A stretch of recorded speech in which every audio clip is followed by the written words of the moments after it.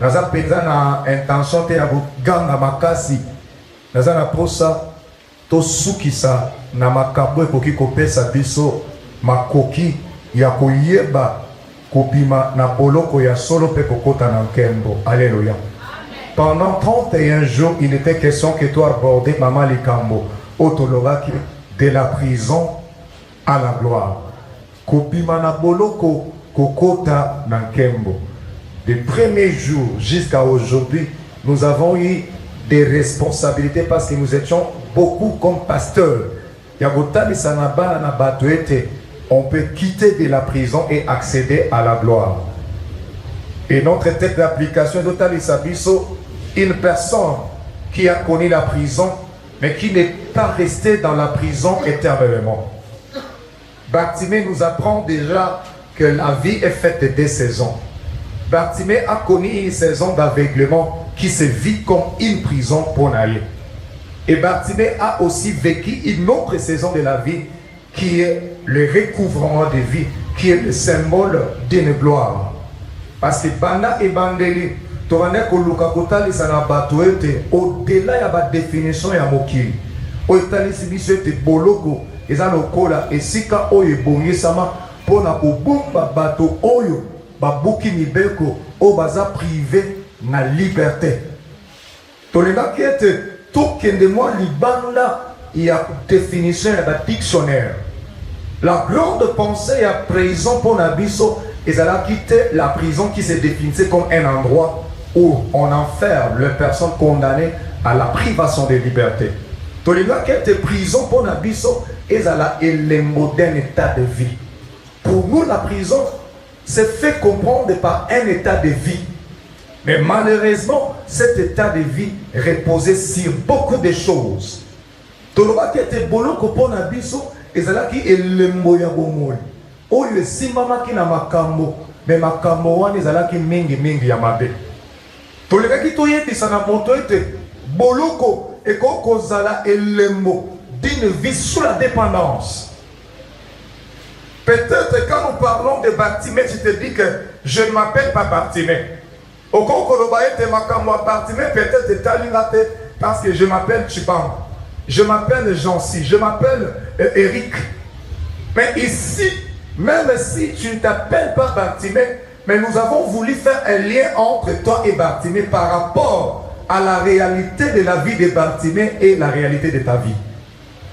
Bartimée a connu la prison, pourquoi? Parce que sa vie était une vie de dépendance.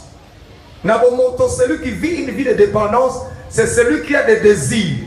Mais si ces désirs doivent être accomplis, ce sont les autres qui doivent porter cette responsabilité. Pour Bartimée et pour Alata et c'est la même réalité de vie que tu es en train de vivre. Mais en réalité, tu vis une prison sous la forme d'une dépendance. Il y a des gens qui vivent l'air de prison. Pourquoi? Parce que nous sommes à un moment, ma fille qui a 7 ans, 8 ans, c'est normal que sa vie dépende de moi. Mais la vie, sa beauté, c'est dans le dynamisme. Beauté, la vie est vendue dans le dynamisme. Moto avec le temps, et c'est mêlé à Panakomona, changement de la vie, yemoko à Panakomise en charge. Voilà pourquoi la vie à mon a 2 ans, à Koko Tangasoy, à Koko Subanambet. Mais vous allez passer à l'âge de 25 ans, ça devient anormal. Une situation qu'on pouvait accepter pendant qu'elle avait 2 ans, ça devient anormal pendant qu'elle a 27 ans. Et c'est la même chose que la vie à Batuizali. Frères et sœurs, il y a des situations de vie. La prison, c'est un état de vie. Quelque part, différentes difficultés à vie, la personne peut aussi vivre la prison. Et tu remarques que la prison, ils ont dépendre d'une personne à une autre. Pour Bartimée, la prison pour lui c'était l'aveuglement. Ce que moi c'est Rotana Makila, la prison Makila pendant 12 ans. Ce que la moussi Lazare, c'est pas ça. Est-ce que Yoko Kopet à la prison? Oui. Ça fait 4 jours que nous avons bolo quoi. Mais moi, je vis une prison, pourquoi pas? La mort s'est invitée dans la vie. Oui, moi aussi je peux parler de la prison, pourquoi pas? Mon état de l'infertilité, mon état de la stérilité peut aussi être le synonyme d'une prison. Mais pourquoi pas? Il y a des gens qui sont improductifs. Peut-être ça en été, mais la réalité de la vie que tu vis est comparable par rapport à la vie des ânes. L'improductivité n'est pas seulement par rapport à Bobota Ban. Il y a un bateau Babota qui est semboté. Il y a un bateau Babota qui est bolamoté. Banda Bayebaye Abimisa qui est semboté. Banda Koma na Makoki à Rosala Mukolo Abota Kampolete. La prison est une réalité où plusieurs personnes sont en train de vivre l'air de prison. La vie de prison, la prison, c'est un état de vie où la personne est obligée d'aimer ce qu'il déteste. Bolo kweza état ya vie oyo moto a commis condamné à kolimba makamoyo alimagate. Tu es obligé d'aimer ce que tu n'aimes pas. Et n'a pas de mon sous azakana posa kolia fufu na laté. Mais baboya va fufu la soki ya moto ezali. Baboya va fufu la la ta soki ya moto eza. Intala na sekisi ba topé na sekisaka bana na la. Frères et sœurs, la prison est une réalité. Il y a des vies. Il y a un bateau bazopika baboloko. Il y a numéro 00 au Talimpiaka. Mpiaka ya momo kote. Il y a ba tata leki, il y a ba mama leki, il y a ba noko, il y a ba poko. Oko mona ete bato ba kanama ba pika ka bola mote. Na pete la moba na mbape na bopete lo lelo rapidement. Je suis allé rendre visite même de Komoko à permettre là na zo moi J na gâteau na ba chela na moi maremani nyolo omelette na pepe. Pour na respect na ka abengani bana ne nyos baba na libanda. Je dis merci pour la mise en œuvre de la personne. Le rôle de Manipa n'a pas frappé les parents pour cas. Donc, on est petit mot au yanke. Il y a pas de mal, c'est ma porte. Tant qu'on ouvre la porte, il y a un tas de mapi. Bao badin bayo mangano to frapper chaud misoni balé. To voulait aller par misoni balé. Attends la vie pétro dans les grilles na pôle. Rappelle na maman na yae. Ils a jimoko tout le monde tomber là. Ils a lipa mo tout le monde au liambo. Omelette basala na forme moko ya boule ngana bolia pezo na porta langa na bandi bolia na zoke na jinato bodiji ya zotalanga akiti c'est pas tiselo na kati lipa na kosa mpe pas zotalanga a se rendre compte que on l'engagé comme en 4x4 azaki musika pusa ni pembe nanga a rappeler ka nengo za ato bosani ngana bosani yote na ondame na suka mwana se rendre compte que Joe ne m'a melanga na ola na pusa ni pembe nanga atuni oza pasteur. À comprendre les petits à Nyongi, à comprendre les moutons à pasteur à Kabak. Oh, le pasteur a neni tout ma bébé. À Tranini, à Bozala pasteur. N'a pas ce moment à Dino de Ramana. Habib n'a été capé un beau pasteur. Au terre de l'autre sans malade. Tel a décret à moi. À tout le monde, pasteur a répondu à tout le monde. Côté, il a fait sa malade. La vie de la terre, en route, ma casse. On a PC quand on a tombé on a poka na beti ako papa na suka ngeti na c'est bou abi atali na bio na kanebio atali ngona ya 7 ans 8 ans suka mokane la mpa sala la ngani soki akane ni kapwa de manga wapi na comprendre que soki polo que bika ni bota bana ba kubanda ko afficher ba comportement moko yo monitali mwana yo kisanga na solité azotso solité mazako exprimer bolo ko azobika na katanda. Na seki sabana na kana lobi pa musuba okunda akop panda bolia nini kuna go ameli supu tour de la ki tourna nga oh na supu pe komba na tour oh pamela fana mela ngo lobi nga fana mela lelo ye soya ameli supu ma ko peso na tana bi frères et sœurs ezana makambo mususu ozolo ke na ngo solo mentika na yebisa yo soko ko comprendre makambo te sonyo wane ko lungwe pa na yo ekite pa ya bana ekite pa koko na yo. Ndekono bazobika boloko ayebisi na pasteur na préféré nazala moi milou na France que mutu na RDC nabi okomi na niveau malongo pona ne papa nazoyebisa yo na kola mukana tongo tina kolara na pokwa pona simba ta 1000 fois c'est un problème akoyebiso papa ndenge nazo kemba na vie un million na poto aolia kilo ya ngombe azombe na clinique papa pour coûter c'est na bande bosala quelque part papa wana aza ko se plaindre pas na biso batoto bana botala patron wana bi en tout cas patron makambo asalaka atui la bi ndenge nazana nyonga ka chaque jour pour 7 kilo ya ngombe mwa o na pesa kanga kanda papa ngombe ya flèche misuri mafuta te au monde faut que tu kotika ko par exemple pa caméra ba chasi ka mbona lia et puis so ozomela mwa ye pena so de danger azo bousculer yo poche le biloko bolia papa nazo luka mwena tata deni kilo na memela bana ne mwa wana ye bikalia 5 kilo so bosa na l'état nazo ko bouger to ka a papa na nyongela ka boiro ni muta komi na niveau ko nyongela bo. Vous savez, la prison vous impose la médiocrité. Boloko impose la médiocrité. Boloko memela la vie à soni. Nena tozawa. Ebele ba yebite bola na carton hein. Na finité mena solo makambo ngana to yebi. Papa amen. Ebele toza to ye, ebele ba yebite nemo zawanda lipa déjà ba longola mokoma assassin lipa ya bana kasi yodo koma bokata nikokoli intercesseur l'église et soki bandi ko tuna lipa namona yo Yesu namona yo o mona yes men lipa ya dialogue ba tuna ite wapi na tromper bango vigilance pour mosaka lo la katana yiba ba lipa bana te. Boloko boko pesa yo kombo batu ba yebite no yebite te naza ngane fako. Alléluia. Na loin de moi la pensée à kofinga yo, mais dans notre temps yo quand un moment la prison c'est une réalité que nous vivons tous. Âge à 47 ans. Quand on zo kama kelu na ndaku wana ezate po ba yibi $1 à bombaki. Makelele zoka na ndako wana ya bateko ya matie makelele wana ya kopoma mutu pasteur Joël ezate ko esika chaki porte monnaie ba longoli $100 ezapo ba lambaki batige liyete mama ejour na komemisonga ngwa pekisa na Pamela soka lambi ya tige la banga un jour na komemisonga pesa da bana no conseil otali na lipangisie ye lipandiamo accompagner na soupe ya pembe. À un moment, tu as dit solo la toboke. Mais le quoi, tu as dit na moya, to liaka, to lataka, to balaka. En fait, ce sont des choses où tu peux négliger, mais en gros, on a battu aussi de la kiss. Ce sont des choses peut-être parce que les autres, tu as au konzalikolo frère, au konzalikolo zamano, ouais. Là, dans la carte de jour, pose au Québec là. Tabola kasibilamba et tobo katon dimo parce que l'importance est au konzalikolo. Je ne dis pas contre les royaumes des cieux.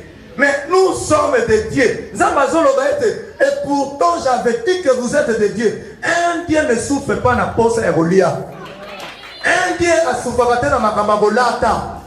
Un Dieu a souffert na bambongo. Spécialiste mantolo.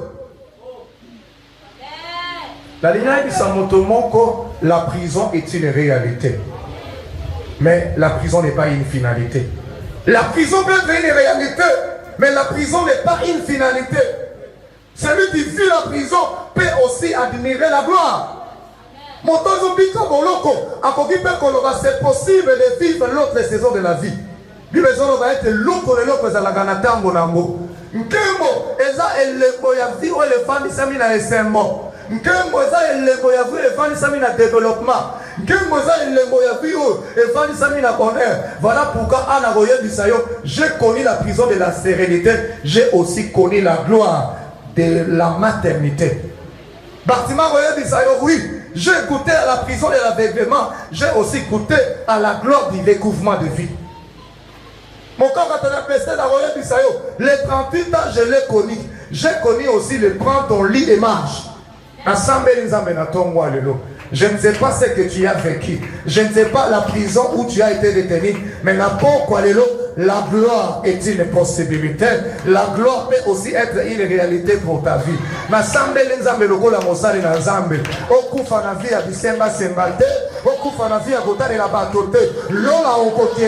avant que le Lola, osala motokota et la babatoke éternellement, osala bamota bisemba sembate, olata na bilamato bato balata, simayo lati, ona sambeli nzambe taye bona paswa kinya, taye wana patemba oya papi benda kaka akobende loko ici bavale nyonso na kati esila oza sambeli nzambe okota mpe magazoli nalataka numero 48 bapesi yo olati yango na kinya ozoya église ata olobaka français te mais veste comme olobelo français sani ti le monde que ça va tala minamasika pasteur ekomisa babato mpe na mwa lolendo kolia ya tie mpe na vie eza na makambo mosusu tina nayebisa yo eza na bato mosusu boloko mosusu ekomisa bango motema kifianfita yango napekisi boloko na vie na yo tala baboloko mosusu okomona motu na sachet sk oyo ya supermarché kini marché okoni mpe kotongela ngo bato yango yakanisaka nini lolendo wana ekosilekana mingi te ye moto mbongo ekosalinga mikondo frères et sœurs tika nzambe abibiso na boloko apiaka yo poso na peti wana okoti na supermarché même avec 5000 mokolo mosusu bana balie suite balekaka cuisse na frite. Il y a des choses avant que les lola na sambe la banzambe na ebisa banzambe na kufa mobola te ki mobola eza kindoki po babola mingi bazalaka pene ya kindoki eza na bato mosusu soki bobola eleki kolata malamu pene na ye te akosambwisa yo chomona ke wana ndimaka bato te ndenge na peti mwa veste yango eza nango bien mais wana eza elema prison ya mpiaka oku veste yango fale ezala 4 bouton ninga kosimba po oyo yo ya 4 bouton eza wapi bana ngo bazoloba français makolo mayanzi oyo yo makolo malamu ata wapi bango na bango eza na mbo bien mais la petite divan eza te kindoki ezalaka kompane na matela kimpiaka ezalaka omoni mpiaka ezalaka kutosa mpiaka aza stagiaire ya kindoki asambeli nzambe soki des femmes moto alati bien liboso na yo ondimaka c'est possible kabela la voya nasambeli nzambe soki moninga mpo apandi ata mo église ozomona ngo mpe nzambe bien le rôle ya pasteur Joël avec tout toujours ces pasteurs félicitations pour ce que vous êtes en train d'accomplir tona posa ya bato to biso tout tobika nkembo mpo likuni ezala te vous savez so na veste na kolula yo te na konyonga te soki na sapato oza nango na kokonda te na kokonda na kifiampita te nasambeli nzambe oyo olulaka papa te koma mpe réalité mpo na yo nasambeli nzambe oyo ekomisali motema mabe yo mpo bana kobika yango naosambela nzambe ata na lobali te nosepela mpe na mabala baninga mpo yo mpo kobala ebisa de quoi ça fait c'est possible de vivre la gloire ebisa c'est possible de vivre la gloire c'est possible de vivre la gloire. Oh, pasteur Patrick alobaki soko eko kotika biso siko koma za tike zonga. Oh na eko kotika bato na mokili si tokomi kati doit tike zonga kasi. Alléluia. Tolina bito yebisa yo mama kamomike na lombango po esunga yo avant obima. C'est possible de connaître la prison, c'est possible de connaître aussi la gloire. Bartimée a connu la prison de l'aveuglement, il a aussi connu la gloire du recouvrement de vie. A connu la prison de la stérilité, elle a aussi connu la gloire de l'enfantement ou de la maternité. L'homme de Bethesda, à 38 ans, est malade, où personne ne pouvait venir à son secours. Mais à Bisote, j'ai connu aussi la gloire qui repose sur le prends ton lit et marche. Mais il y a des choses que nous devons te dire rapidement. Les 2 moments de vie ou les 2 saisons de vie, a une responsabilité de ta part. C'est possible de quitter la prison pour accéder à la gloire. Mais tout doit commencer par ton esprit. Tu ne peux pas devenir grand si tu ne penses pas grand. Tu ne peux jamais vivre la gloire si tu ne penses pas à la gloire. Voilà pourquoi la pauvreté ou la richesse n'est pas liée par rapport à ce qui pourtant dans ma bouche. La richesse ou la pauvreté, ce sont des choses qui sont liées par rapport à ton esprit. Qu'est-ce que tu conçois dans ton esprit? Frère, parce que dans ton esprit, dans ton esprit, au monde a kiss.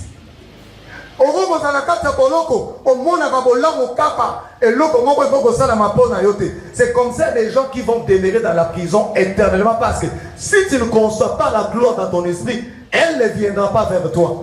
Il y a des choses, peu importe Oyo Zali, et Koyaka et Paina Yoto Soboke vers Yango. Il y a des choses, tu vas commencer à te disposer au niveau de ton esprit. Voilà pourquoi même Bartimée, le problème ce n'était pas ce qu'il écoutait des gens. Le problème Bartimée, ce n'était pas le nombre de gens qui l'empêchaient de crier. Dans son esprit, il s'est disposé que l'élo, kaka l'élo, naetalaka moku fimis. Mais la personne qui passe, à kosala nga bolamu l'élo, boganga, soki boganga, bopekisa, nenge bogopokisa. Mais la mécanisme nanga, aujourd'hui ou jamais. Demeurer dans la prison est un choix. Sortir de la prison est aussi un choix. Mais tout doit d'abord commencer par votre conception. Comment est-ce que vous concevez votre vie? On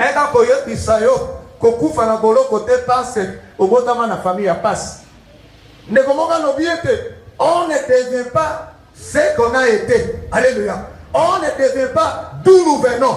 Peut-être là n'est pas mon problème. Mon problème, c'est ce que je dois accomplir aujourd'hui. On ne devient pas ce qu'on a vécu. Tu as vécu la prison de ton enfance, mais aujourd'hui, tu as l'âge de réflexion. Voilà pourquoi Proverbe chapitre 16, 20 te dira, celui qui réfléchit sur des choses trouve le bonheur. Chrétien, vous devez travailler avec la réflexion. La Bible est claire. Celui qui réfléchit sur des choses finit par trouver le bonheur. En d'autres termes, celui qui ne réfléchit pas sur les choses trouvera le malheur. Donc on s'en met la main dans votre tête. Qu'est-ce que vous pensez? Il y a des gens qui vont rester dans des prisons. Il y a Pierre, il y a Soli. Pourquoi passer? Nakata bongo na bango kotonga. Nakata bongo na bango koina. Nakata bongo na bango yewana la tsagani. Nakata na bongo na bango talenga koni yewana bo. Frère, la gloire ne viendra pas et pas na yo. Quand dans ton esprit tu ne vois pas la grandeur, celui qui veut être grand doit penser grand. Celui qui veut vivre la gloire doit penser la gloire. Là n'est pas mon problème. Peu importe là où vous avez commencé, ce qui compte, ce n'est pas là où vous avez commencé. Ce qui compte, c'est là où vous finirez. Joseph, tu as commencé vie à Moloko, vie à Région, à Boakayo, Baterkayo. Joseph, l'important ce n'est pas ce que tu as vécu. L'important c'est là où tu finiras. Na Samuel Nzamberanga, ato banana vie à passe, kosuba na vie à passe ke. Ato banana vie à kolela, kosuba na vie à kolela te. Na zolo ngolo kola mosali na Nzambe. Ata o banana vie à makambo, neti, ba vie ngo ya neti, kokosuka na vie wana te. Mais il y a des choses, vous ne devez pas seulement vous arrêter au niveau du désir, au niveau du souhait. Je souhaite la gloire, je désire la gloire. Oui, ça c'est le premier pas. Maintenant, entre la prison et la gloire, il y a des choses qu'il faut faire, il y a des choses qu'il faut éviter. C'est là où je vais finir ma prédication là pour parler. Entre la prison et la gloire, il y a des choses qu'il faut faire qui permettront votre accès à la gloire. Et entre la prison et la gloire, il y a des choses qu'il faut éviter pour ne pas demeurer dans la prison. Frères et sœurs, parce qu'il y a une différence entre rêver de quelque chose et voir son accomplissement. Ce qui est bon, c'est que vous avez un pilote. Tu as vu que vous avez un tu n'as pas permis de vous avez un commandant de vous avez moi, c'est dans le Dubaï, dans le Lom. C'est vrai que maman Lomé est Bénin. Moi ça, il y a l'homme, il y a un avocat. Alléluia. Alléluia. C'est pour te dire qu'on peut rêver d'une chose sans pour autant vivre son accomplissement. Parce que pendant que vous êtes en train de rêver, vous devez travailler sur les choses à faire. Les choses qu'il faut faire et les choses qu'il faut éviter. Mais aujourd'hui, j'aimerais plus te dire 3 ou 4 choses qu'il faut éviter. Pendant que tu es dans la prison et que dans ton esprit tu penses gloire, tu dois éviter des choses dans ton parcours. Alléluia. Voilà pourquoi même Moïse, lui qui a réussi la grande mission à Kota Canaan, pourquoi? Parce que sur le chemin de Canaan, Moïse a oublié des choses qu'il devait éviter. Est-ce que mon toit se comprend de là? Si vous n'avez pas de beaucoup, c'est que ce soit mieux. Frères et sœurs, Joseph a oublié de savoir que okokola mokolo moko na ndaba Potiphar pasa no reboyaka ozalaka no job obetaka bi même mokolo nsoko dini futer te n'a pas fait le bokota ba moté et bokonga na tam moko jogo amakas passe à nord poto vie à le binga na robeta nzaji. Il faut apprendre des fois à éviter certaines choses. La gloire a un prix. Que vous allez dans la prix au bafutaka batoko kiliba boye bisayo pour chaque prix à gagner il y a un prix à payer. Pour chaque prix qu'il faut remporter, il y a un prix à payer. Et moi, je vais vous mettre un grand job. Mais il faut moi ça faire la bête en zadi. Mon qui est gagné yuma. Mais l'objet va bête dans ma bouche parce que quand vous êtes spécialiste des choses à éviter, la gloire vient pas vers vous. Ça peut être un bon pour la makamba bosalaka. Il y a des gens qui ont pour la makamba bosalaka. Nous sommes allés à comme la babadote. Nous sommes allés comme ça babaton en beauté. Nous sommes allés comme ça babaton en beauté. La gloire a un prix et dans le prix à payer, vous devez éviter des choses. N'admire pas la grandeur quand tu n'as pas de limites dans ta vie. Ta vie là doit avoir des limites.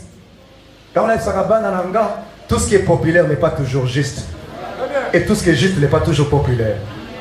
Ce n'est pas parce que tout le monde a dos salamo, il y a des gens à petite destinée et des personnes à grande destinée. Et quand vous avez une grande destinée, vous avez une très grande responsabilité par votre façon de vous conduire. Ce qui est bon, c'est parce que vous avez un côté. N'assemblez nzambo kukana motote. N'assemblez nzambo za lipasa ya motote. Poza lipasa motote. Soka santimba tika za lantimba meyo za lanzusi. O ataka sa mapasa ba kesensaka bango ba kombo. Yambo asalaka ya nzusi asalaka. Mbia salaka nzinzusi pasalaka. Voilà pourquoi à un moment dans la vie, tu ne dois pas te comporter comme tout le monde. Frères et sœurs, les choses qu'il faut éviter quand l'on veut quitter la prison. Et l'autre, il y a la distraction. Et puis c'est la maïko. Frère Benjamin, il s'agit de son micro. Il dit, c'est la salle de l'homme de changer. Qui peut te changer voisin. T'as monsieur, et puis ça y est, il y a distraction. Il y a dit ça, il y a mais bon, il y a distraction. Il y a dit ça, il y a mais bon, il y a distraction. Il y a dit ça, il y a mais bon, il y a distraction. Il y a mon maman a dit qu'il y a distraction. Quand vous prenez le livre des Actes des Apôtres, au 20e verset, au 9e verset, on vous parlera des Tukis. À l'église, mais trouve la mort. Je me demande, l'église est faite pour tuer ou pour donner la vie? L'église n'a pas été faite pour tuer. Mais on peut trouver la mort à l'église si on n'observe pas une attitude responsable. Est-ce que mon tour au Kamba? À l'église, on ne vient pas pour mourir. À l'église, on vient pour trouver la vie.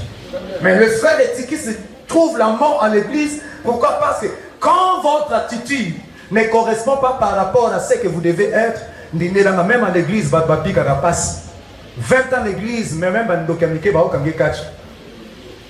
ans d'église, pasteur. Mais je papa ne nazawa moi non moi na l'époque na biso awiso olia kindoki sika papa ndenga zolinga na bakati na botu ndoki ya demo mozolinga frère intercesseur ya 20 ans d'église.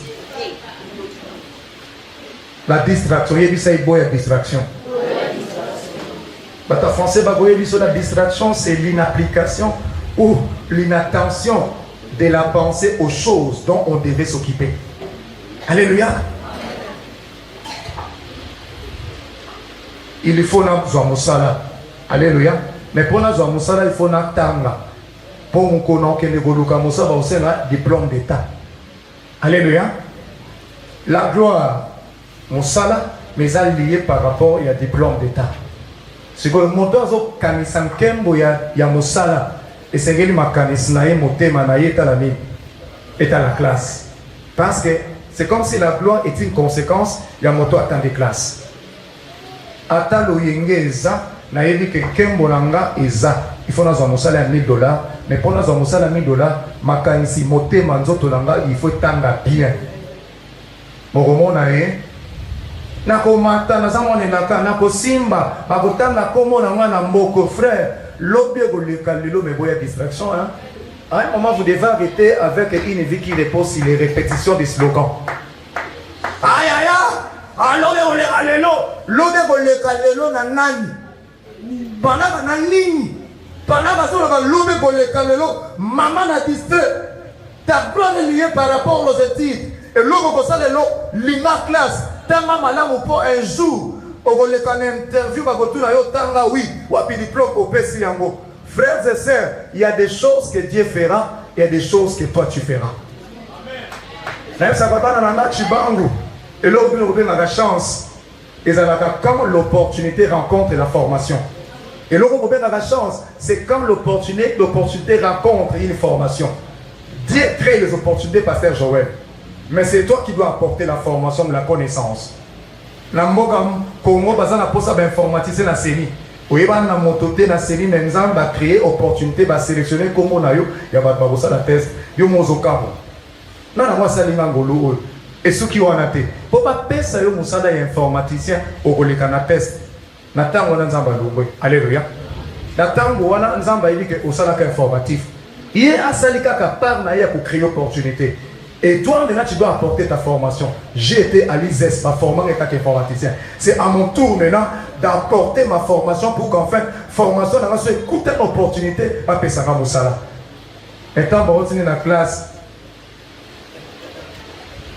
à 10 000 bébés dans l'uniforme, avant comme à l'école, à côté de la moninga, pas mais, na on est dit ça au patché quand on t'a dit braza, mon bande na ngao na bon moana, aïe na ma papa na j'ai soka nego ligaga wana, ba body, tika na biso ya, ba body ba ko sambo na j'ai bisayo, les baza wana asake musta la bajina musumi, ba body a musumi. Nathalie, au lieu dans la classe, mon bande a mopé na ninga ma bête to fingate, avant de remonter à l'ipate au leka na boutique à Tigo za balikolo ko. Et la soupe à Nayambo, famille est quand même bandoki. Et puis ça, les quoi, ça permet de distraction. Il y a des choses, à ta base, tu dois être attentionné par rapport à cela. Bato batanga biba botanga na mokanda il y a Matthieu chapitre 14 verset 28 au verset 30. Pierre a moni sa tambola mai. C'est ce que Zayo ordonne qui n'a pas la tambola mai. Jésus lui a fait cette grâce. A dit il y a qu'à faire là. Pierre abali ko tambola na kimia azo tambola. Mais la boye bisayo a Pierre abali ko zinda. Pourquoi so zinda? Pourquoi? Parce que alongole lobinaye vers Yesu Christ. Abalota la bamoye pembeni. Nega boye bisana moto moko yana makambo mosusu ba benga yo, ba tindika yo, ba tonga yo. Soki oyebi ko tala eloko wana ko longola miso na yo te. Tout se met en rond, mais tout se met même pas la gloire. Est-ce que pour toi, je comprends le débat? Maman, tu as une distraction. Au sein de là, c'est bien, mais quand vous êtes spécialisé cette distraction, il y a des choses qui pourront vous échapper. La deuxième des choses, rapidement, parce que mon ami, je comment qu'elle est déjà, je vais parler sur l'indiscipline. L'oba indiscipline. Et puis c'est boy indiscipline. On a le bamon en français, et puis c'est boy indiscipline. Et ça m'a pour qu'en fait, de la prison à la gloire. Il y a des choses qui ne s'inviteront pas tous simplement parce qu'on répète un mot. En église d'Abisso, on a l'accomplissement de grandes choses. En église d'Abisso, on a percé. En église d'Abisso, on a un grand étonnement. Frère, combien d'années tu as répété les grands thèmes de l'année? Combien de fois on répétait le thème à la séminaire? Oui, ça c'est une part. Mais d'autre part nécessite cette responsabilité qui doit reposer sur la discipline. Là, Joseph, ça va la discipline, mais l'histoire n'a pas été en beauté. Parce que son histoire est racontée parce qu'à Pani quelque part, à Soudi quelque part. S'il avait sorti, si ça lui permettait comme Madame Massa Potiphar, on n'allait pas raconter son histoire. Parce que sa gloire n'était pas liée par rapport à Naba Potiphar. Nkemoleza qui lié par rapport à Naba Pharaon. Et pendant qu'il était dans la maison de Pharaon, il y a Potiphar à comprendre il y a des choses que je dois faire, il y a des choses que je dois éviter. La discipline te permet des fois à toucher quand il faut toucher, à ne pas toucher quand il ne faut pas toucher. La discipline, c'est le respect des bonnes pratiques.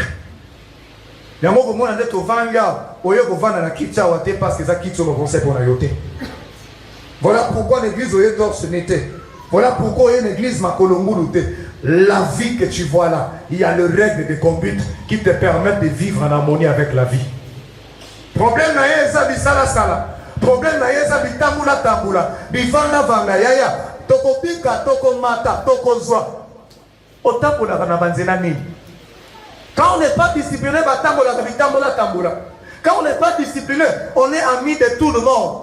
Il y a ma copa, azalaka ma copa kakate, s'il n'incarne pas de valeur. Frère, une vraie discipline vous rend sélectif. Une vraie discipline vous impose le choix. Je ne peux pas être ami de tout le monde par rapport à ce que j'ai. Parce qu'il y a des personnes qui n'ont rien à perdre. Et quand vous devenez ami à Moutouana Ndimelanga, voilà pourquoi vous tangez, mais si il n'incarne pas de valeur, il faut que la gloire de foi, ils ont les capables de la discipline, et que vous avez battu Moussous, et que vous avez discipliné Moussous à Govan, c'est quand vous avez la commission disciplinée. Pour ceux qui il y a des choses que vous ne devez pas faire, même si tout le monde le fait.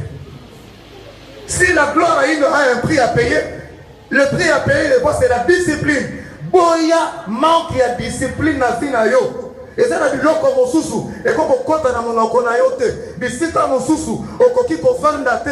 Et ça, na bakamo mosusu, okoki ko sala ya mote. Et ça, na banima mosusu, bakoki ko zasusu penayote. Frères et sœurs, à un moment, lion, azakamoni matabate. À un moment, un consi, azakamoni ma liban quitté. Vous savez, et ça, la association mosusu est contre nature. Tu as une grande destinée de lion, mais tu t'associes avec des moineaux. Tu as une grande destinée avec l'éléphant, mais comment mon ninga ya bateau, ça le colle dans le pouc. Loin de moi la pensée à vos filles à battre. Mais à un moment, la vie n'a eu. Quand vous êtes indiscipliné, vous serez condamné à vivre la prison. Rapidement, j'aimerais toucher un autre point pour te dire ça. Un autre point rapidement, c'est l'inconscience. Il y a dit ça, inconscience. Il y a dit ça, inconscience. Ne comprends pas ce soir le but inconscient. Quand vous êtes inconscient, vous savez l'inconscience et ça manque de conscience. On a bon moto conscience et ça qui bon moto. Alléluia. La chose qui nous différencie avec les animaux, c'est la conscience. Voilà pourquoi ce qu'on continue à WC au caméra porte à WC.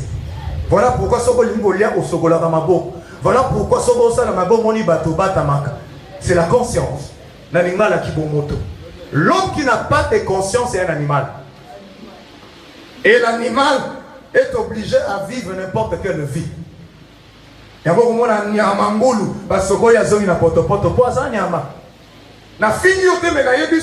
Ta manière de vivre, ils ont reposé sur l'inconscience. Et quand vous appelez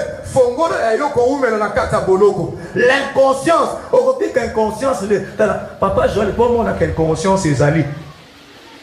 Pour moi, que moto est inconscient. Au moment où par les sommeils prolongés à Finaï. Allah la canaille pendant que la vie est difficile. Allah n'attendait pas que ma cabozo si matin, mais il y a Allah la macabre. Pour moi, que mon corps est inconscient, au moment où l'acceptation des choses qui sont anormales. Anima kamakabo est anormal.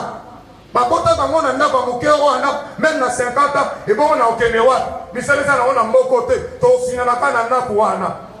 Frère, to finana na tabu zakiba na mike. Yango on a dialogue pe mwana kasi na yo wana teti. Bala le koloka na munoko ya Jean. Petso na ko buke mokolo zali. Alors, on a un taux, petit ça va dans petit ça va dans le temps, quand on accepte ce qui est anormal, on est inconscient. L'accoutumance des choses qui sont anormales, c'est aussi l'inconscience. Frères et sœurs, à un moment, tu as toyé bisayo, oyokola sur la salon. Pasteur Sambela pour na kingo passe. Na comprendre que temba na bela ka kingo. Pasteur avant Sambela pour na etune ala na kisikane. Poza na esprit musu etikala jamais ko zalela le yamabe. Ala la likola kitso babala ba mwana yana bangwa liboso. Misunesila na maboko etikala ka mikoa. Ko kingo na evanda kana libaya wana. Papa ndena la bien que au monde ba ndoto mabe. Tu n'es papa avant là, alia kamini pe na air ni. Motazolia ni kongo na kwanga we kuba na 22h45. Ça fait des fois que là la malamu des fois lié na ozolia pe na bongozolia. Ils ont la prière, mon sous Père, Allah la madame, on est dérangé, oui, l'esprit existe. Mais à un moment, ils ont un bilot, monsieur, ils ont limoté. Allez à Kamabé, Pé, Nambogamabe. Ponga ma lampe, des fois, ils ont dit, Nambé, pour cela, Amen. Dans la pongia et toko, na elanga na pavement, na pongi ya dodo ya 50 cm, ils ont pongi mon côté. Mon na moto. Agogo Lexangonga na tongo nga po na fabo na kobo mamutu na kinote pour lango sikingwe lemba otali âge na yaza na ba 47 ans ke na 48 ans libandi pese bimena suka peme pebe petit na même sabino po na fabo na kobo mamutu frère fabo ngba yebio inconscience. La gloire ne connaît pas des inconscients. La gloire est une affaire des gens qui sont conscients. La conscience te révolte des fois, hein. C'est la faire conscience pour révolter que jamais n'a pas continuer vie old. Et ça un bateau mon sous babini na bolo à cause de conscience. Alors bien la valeur couleur dans le salon mais un jour na commis na mot na ke kola l'église après l'église qui pas nanga chez bisoté les moments va lobby après ça te concerne que je dit bino bateau botika na bandaka ba boss na bino encore faut se décider nga na pas ba boss na nga na comprendre il faut na bima na loué papa na biso na comment vendre pas moi na tsuka na biso.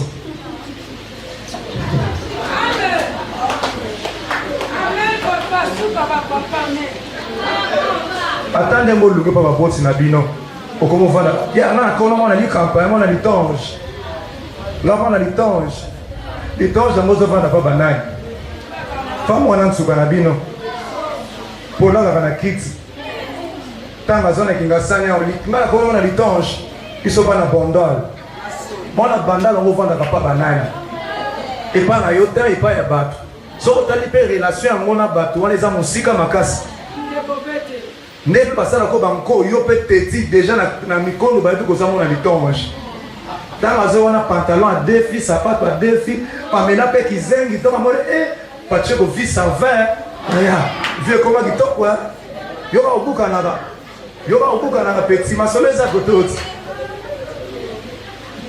ameka ko chauze misiko oloke ne litonge wana na balaba ko mona za o bamako okatima ya mukalozo mata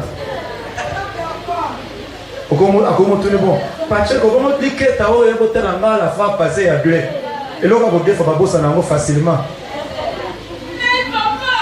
hein quand on dit ça na yo inconscience na yo o semble la macasse mais là aux autres inconscience il y a des choses tu dois t'élever au lobby le lot il faut changer bâtiment lobby non ko senga pesa la gane bandeli ko kabela pe ko kozala malamu à un moment na vie na yo kotale na bato ko kozala une chose liée par rapport à un temps et à vie mais ko kozala éternité na sambeli nzambe inconscience za musika bana na yo na sambeli nzambe distraction ezala musika ya bana na yo na suki satana eloko moko poto sambela ta pendant 5 minutes yebisa eloko ko boya paresse yebisa boya paresse omoni siko ko boya autant na classe zo ibate paresse ambuze eloko nini. On a comme moi un verset biblique. Il dit ça il y a paresse. En français, la paresse c'est la tendance à éviter toute activité. Problème na yo, ils ont la banque monsieur vendre la Nicolas Moussala. Toko sang de la toko, ils ont la banque monsieur papa JC, ils vendent la Nicolas Moussala. Toko sang de la awa, toko qui mais pose un kembo ya mbongo, tu dois travailler. Et celui qui travaille, azwaka toujours. Yebisa ndeko ya pembeno isa po ya goigoi. Yebisa ibo ya goigoi. Posa na biso de mon maman na goigoi. Il y a des vies. Oh, le Seigneur a été changé banakala. Mais le problème na bango ba comprendre il y a des gloires qui doivent reposer sur le travail. Et vous devez être des travailleurs parce que votre Dieu a travaillé pendant 6 jours. Un seul jour de repos. Mais beaucoup de chrétiens, c'est comme si l'on a monté et puis comme les camicolo, Zamba, biso ba Zambien, biso ba maombiste, frère aussi qui savoie et malam. Mais la poche ne l'oublie les amis. Frère, aussi qui savoie et malam, au moment où on a une intimidation. Pendant que vous avez un projet, il faut un bala, il faut un voyager. Il y a un papa. À quoi servira non? À quoi servira un homme de tout gagner et de perdre son âme? Frère, si tu as du sorte, l'homme a tout que tu as un mawa. Au compte de la pointe sur la tombe, vous l'avez fait. Au bout de la pointe sur la mèche, vous l'avez fait la mèche à mon bikis. Au bout de la pointe, vous l'avez fait il y a des choses au bout de la motoka. Si tu as des choses tellement bonnes, aucun chambre tel que la maman sur les autobocats. Au bout de Tokyo, aucun la chambre tel il y a solo sous qui ont fait là. Et ça, le mon souffle. Si quand on a conscience, pour conscience, des fois, mon taroyer nous sommes à camoter, mais conscience sur nous sommes à cam. Que sous il y a solo les alcool et mobikis. On avait 23 ans, il y a mamie. Bon, comment le maman 80 ans pour la vie? Il y a des gloires qui doivent reposer sur le travail. Mais chaque chose a son temps. Il y a un temps pour prier, il y a un temps pour travailler. Et puis, nos sont des attaques. La outil mama. Na opena dimanche prochain na ozonga lesos. Biso soli lo sang mote. Toi ne lo ba bosala te. Biake. Na suga na mozi sera baki l'église sera lendi malendi si.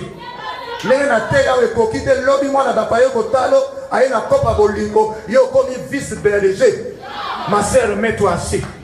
Papa qui m'a terre qui me j'aimerais encore approfondir. Osala ka pasteur peut-être na biloko wana. Aye li kopi ya lo pour mettre ma sœur au nord. On a commis ça au berger. Reprends d'abord ta pile. Papa te qui mena do sembo nango na boyo sembo na matei nanga ko sembo na matei nanga te on a l'ingina pesa en autre dimension la révélation. Papa ça dit tellement scientifique mais non mais ma révélation mais te on les savait il faut moi révélation kota frère à comprendre les gars ya bomanga anakimaka ma peine na yo ko ninga ko yime chaque te oyo ko sona papa il faut te ba ser église bazango tout likolo baza cité. Papa, bongisa séminaire sur le sérieux. Bongisa séminaire sur la fidélité. Moi, na wana mema ngambu, akenda batadi, akenda tapa jafa na quartier, elle est shawama, ngamuni na mema. Ngamuni na ngwa mema. On nous vit moi na batut. Si l'argent ne répond pas par rapport au royaume de ciel, l'argent répond par rapport à un certain bonheur. Au niveau là, tu as bien un mbongo, on a pas ça pour s'embêter la tête. On a pas ça pour lire, on a pas ça pour s'embêter la tête. La prière n'est pas un outil de travail. La prière est un moyen de communication. Si tu veux communiquer avec Dieu, prie. Mais si tu veux avoir de l'argent, travaille. Otozela baya nzambe apesa yo maboko apesa yo makolo apesa yo mutu alamusa ko na tongo frère bima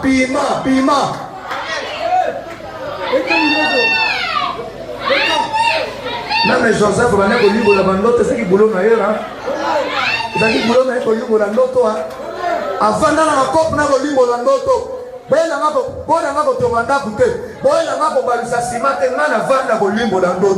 Frère, il y a des gloires qui n'attendent que tes efforts.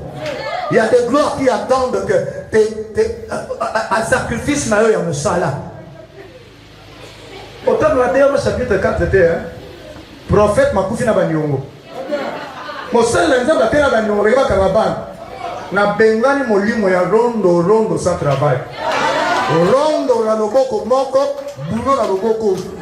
On a yeli sister moko, mambo ya avocat ya kotambusa ya 1000 francs. Couleur na we que c'était na bateau basala bana biro. Na zoe de samoto te ba makala wana, ate yindi savona pourquoi na poko au contact kala et c'est mozala na mota au contact mbongo wana ele kisoni o bato ba yokela kayo. C'est moto apusu, et ça la couleur moko na moto avana na biro. Ne sois pas complexé. Moussa ina wana botalinga bien. Enoch ozwanga ndeni nga mamicho na mira kwa batu na osokola basani mabenga pe Benedict Beni ya te soma mapa mon enfant, maman, n'a pas de pamusana, n'a rien de son maman panga. Frère, Olimaganga na yebi. Mais Moussala wana, ata balami balen. Bache Moussaka. Ata balami mami wata. Bache Moussaka, bache Mwamba. Yamil Yamal. Yamil Yamal. Nakoyate. Mais tala na bisemba semba. Tala na bisemba semba. Et ça va en cambo mosusu. Et koyana malobate me koyana Moussala. Tout travail procure de l'abondance. Mais les paroles à l'heure ne sont que la même qu'à la bisette. Par le but que vous allez à bureau de Makabongwana et le Makabofou, tout travail procure de l'abondance. Mais les paroles à l'heure ne même qu'à la bisette. Oh, il y a un autre qui a avocat, on a été comme le sous-bien. Ce qui m'a d'abord pour la beauté d'avocat, on a colloqué dans vos sonnetés. Ce côté va matemele wana koyoke nango sonete matemele wana zotangisa pato na kokoma na ministre lobby wana makambo ebele le sambo eza na tambo na yango. Le travail est un outil de travail. C'est par le travail que l'Éternel nous bénit. Togo côté yo aweza na makambo susu faut pesaka faut mbongo ezana. Au monde comment que nous fait il colle le corps par le robot de quand on de cette match au comment au kende au fecha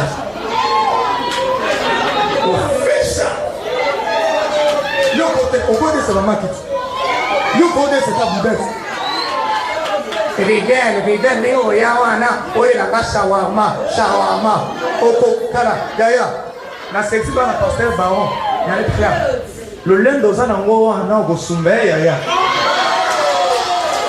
Tenga kabana na yoba gozanga yoba golaka te.